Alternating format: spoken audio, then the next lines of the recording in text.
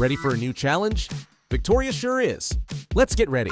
Today's item is a frog candle. Now that's what you call a challenge. Yep, probably a world first when it comes to wrapping frog candles.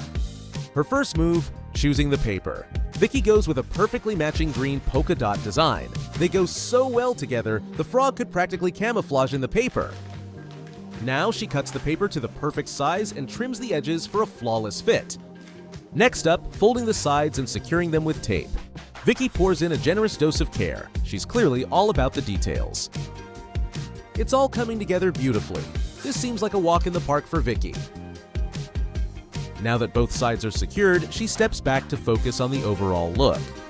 She decides to finalize it with a warm message sticker, sealing it all off with a thoughtful touch. Perfect, that looks fantastic. And there you go. You made it look so easy, Vicky. That's a solid 10 for this challenge. Well done. Keep wrapping. Watch the next video or grab your own stickers at Zephyr-Label.com.